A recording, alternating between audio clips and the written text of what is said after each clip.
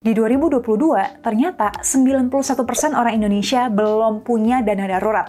Ini artinya nggak sampai 10% dari kita yang siap hidup dalam keadaan darurat. Artinya, kalau something goes wrong, kita mesti ngambil hutang yang nggak perlu dan bayar bunga sampai 20-30%. Sebenarnya, kenapa ya bisa begini?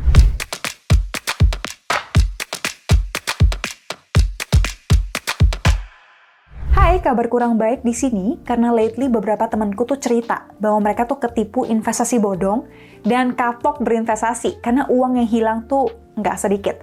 Ada yang pernah begitu juga nggak? Coba ceritain dong pengalaman kamu di bawah.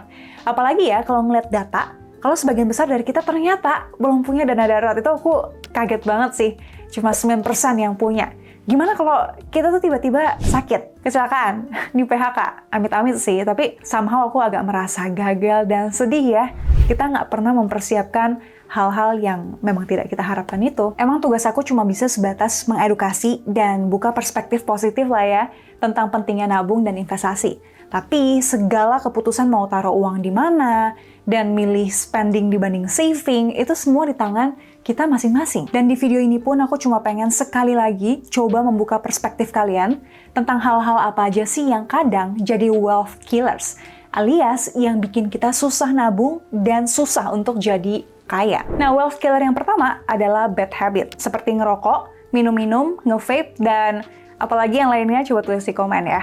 Ini hal-hal yang menurutku pribadi itu termasuk bad habit. Kenapa? Karena selain tidak baik untuk kesehatan, mereka juga tidak baik untuk dompet. Misal ya, rokok. Indonesia tuh peringkat ketiga jumlah perokok terbanyak di dunia loh, sekitar 60-an juta orang. Padahal menurut WHO, angka kematian akibat rokok itu mencapai 30%.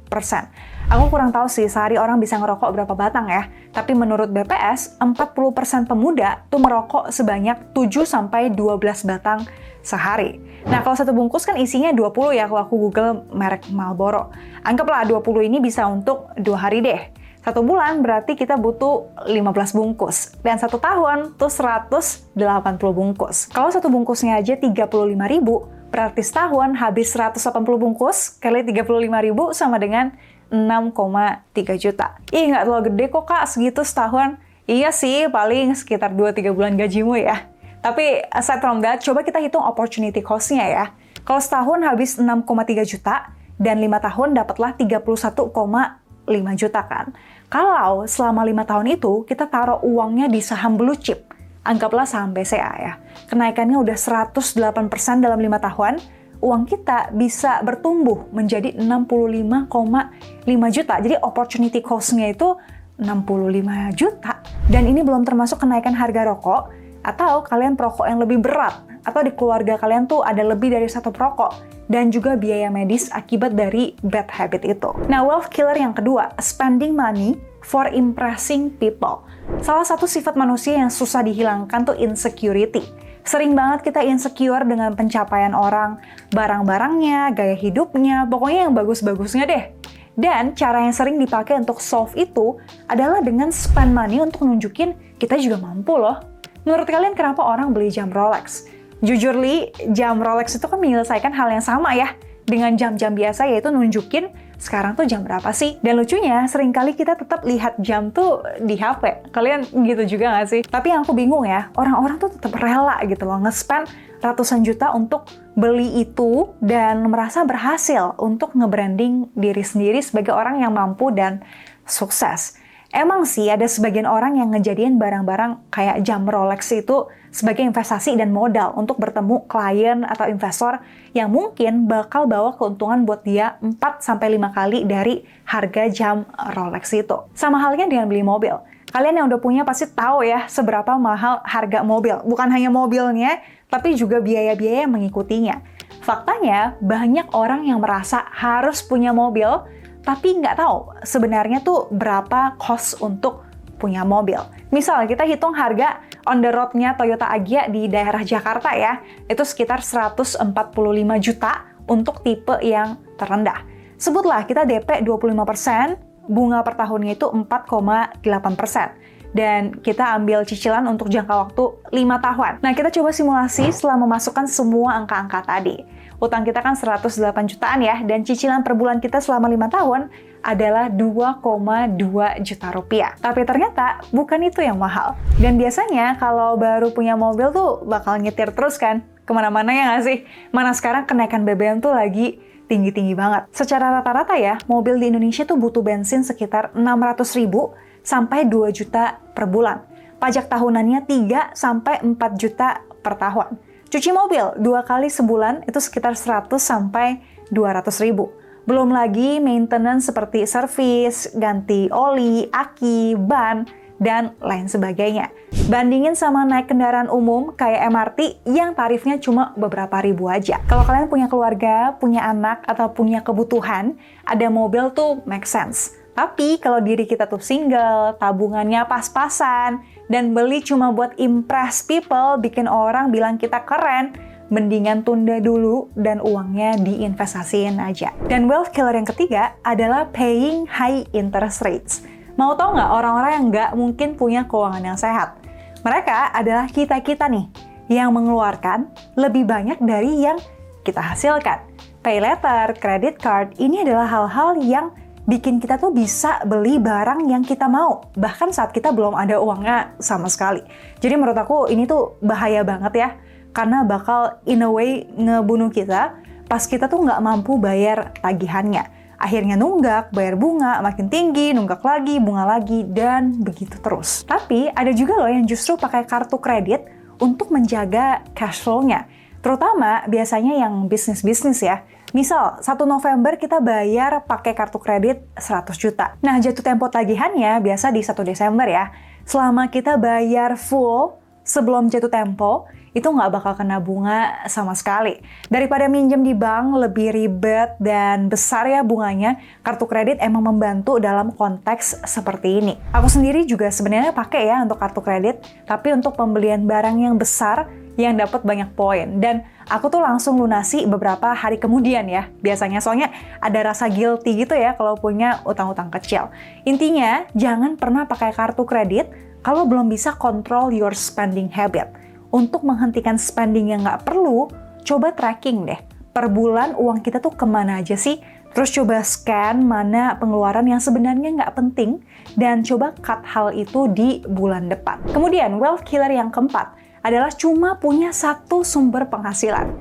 Ada yang menganggap kerja kantoran tuh lebih aman, income-nya pasti. Ada yang menganggap enakan jadi pebisnis lah, waktunya fleksibel, income juga lebih besar. Jadi, mending yang mana nih Kak? Menurut aku, nggak ada pekerjaan yang cocok untuk semua orang. Aku pun sebenarnya termasuk orang yang nggak terlalu ada passion di bisnis. Atau ada orang yang mungkin udah nyoba banyak hal nih, banyak bisnis, tapi nggak jalan. Dan itu tuh nggak harus dipaksa kok. Yang kurang tepat ya menurut aku kalau kita tuh cuma punya satu sumber income, entah dari gaji atau dari satu bisnis saja. Dan kita sangat bergantung dengan income itu. Itu namanya concentrated risk, jadi resiko yang sangat terkonsentrasi. Apalagi kondisi dunia belakangan ini nunjukin kalau nggak ada nih pekerjaan yang aman selamanya. Jadi kalau ada hal-hal yang nggak diharapkan terjadi, setidaknya ada mesin penghasilan lain yang bisa menopang hidup kita, setidaknya sampai kita dapat jalan keluar yang terbaik. Aku juga lumayan sering bahas gimana cara dapat side income di video-video ini, dan juga gimana cara dapat 1 miliar dari gaji UMR dengan memanfaatkan cash flow quadrant dari Om Robert Kiyosaki. Di mana intinya kita bisa dapat uang dengan explore 4 hal, sebagai employee di mana kita kerja sama orang dan digaji, sebagai self-employed di mana kita tuh lebih kayak freelance ya, kita bakal dibayar kalau kerja.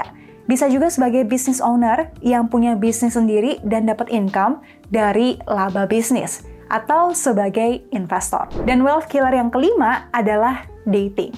Wah, ini sih bakal jadi yang paling susah ya, tapi jadi paling relate juga, khususnya buat yang udah punya pasangan ya. Apalagi yang baru-baru PDKT nih, masa dimana saling nunjukin nih mau terlihat lebih.